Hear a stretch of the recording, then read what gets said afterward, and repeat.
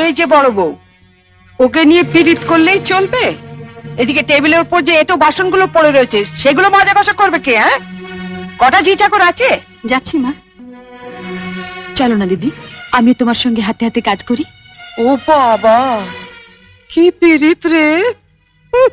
দেখবো দেখবো কত কাজ করতে পারো। দেখি তোমার বাবা মা কি গয়না পরিয়ে শ্বশুর বাড়ি পাঠিয়েছে। গলার ওই দুটো সোনার না ইমিটেশন?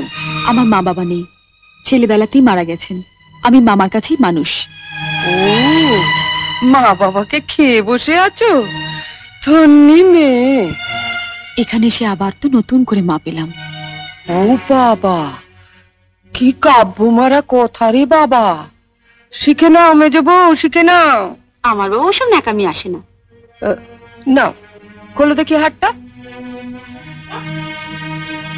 দেখি দেখি দেখি দেখি, ছোট বউয়ের মুখখানা দেখি। তোকে আবার কি খবর দিল? বা, রন্টুর বউ ভাতে যাবো বলে তৈরি হচ্ছে, হঠাৎ তনু গিয়ে বলল, তা মা তোমার ছোট বউয়ের মুখখানা তো বেশ। দেখ তো, ওর গলার হারটা সোনার না ইমিটেশন? আমার তো মনে হয় ইমিটেশন। মা দেখেছেন আমার বিয়ের হারটা এখনো কেমন চকচক করছে? এটা তো মনে হচ্ছে না, কেমন যেন মেয়ের মেরে। এটা আমার মায়ের গয়না, মা মারা যাবার সময় মামার হাতে দিয়ে গিয়েছিলেন। এই সুটকেসে আরো আছে। দেখি দেখি দেখি, সরো সরো সরো না, বাপের বাড়ি থেকে কি আনলে দেখি।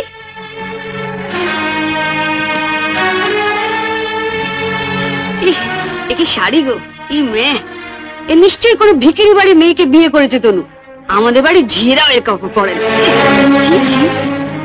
দেখ দেখ, বাবা লাল লাল হয়ে যাচ্ছে পাউডার।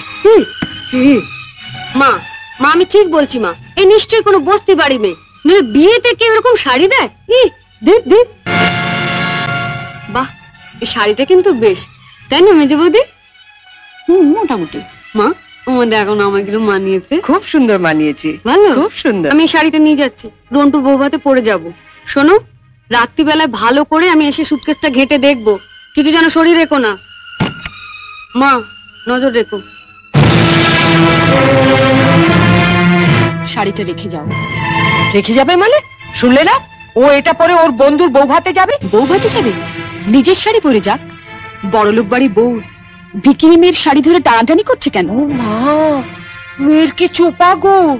আসতে না আসতে। আমি বলছি শাড়িটা ছাড়ো।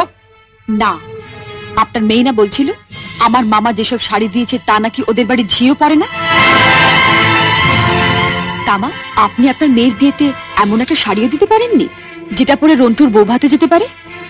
আপনি তো দেখছি মা আমার মামার চেয়ে বেশি বিকিরি। কি কি বললে তুমি আমার মাকে? বুকে খুব বাজলো না?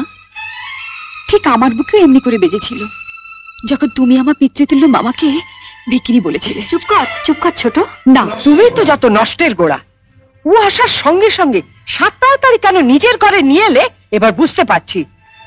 এর মধ্যে ওর কানে বিষ ঢেলে দিলে। দিদি কোথায় বিষ পাবে যে ঢালবে? আপনি আর আপনার মেয়ে তো বিষের জমিদারি নিয়ে রেখে দিয়েছেন।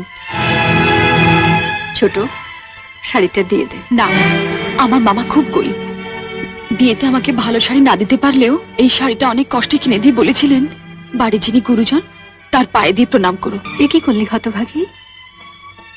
মা থাকতে আমাকে, ছোটবেলায় মাকে হারিয়েছি, কত আশা নিয়ে বাড়িতে এসেছিলাম, নতুন করে আবার মাকে পাবো। কিন্তু বড়দি, ওনার যা মূর্তি দেখলাম এ তো মায়ের মূর্তি নয়।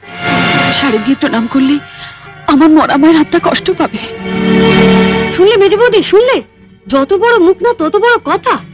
ঠিক আছে, রন্টুর বউ ভাত থেকে আসে, তারপর তোমার হচ্ছে। দাঁড়াও, যাবার আগে ছুঁড়ে ছুঁড়ে যে শাড়িগুলো ফেললে সেগুলো সুটকেসে তুলে দিয়ে যাও। তুমি বড়লোক বাড়ির বউ, তোমার বাড়িতে 10-20টা ঝি থাকতে পারে, কিন্তু এই বাড়িতে তো ঝি নেই, তাই কাজটা তোমাকেই করে যেতে হবে। কি হলো, তোলো। ছেড়ে দে ছোট। তুমি চুপ কর বড়দি। রন্টুর বউ ভাতে যেতে গেলে কিন্তু এই কাজটা করে দিয়ে যেতে হবে ঠাকুরজি। আমার বাড়িতে? মা, কি ডাকাত মেয়ে রে বাবা। যাই, ওনাকে বলি গিয়ে যাই। তুমি কোথায় যাচ্ছ? শাড়িগুলো তোলো। কিন্তু বৌদি, ও বড় বৌদি, ছাড়, ছেড়ে দে ছোট, ছেড়ে দে, নইলে কিন্তু রন্টুর বউ ভাতে যেতে দেবো না। তোলো।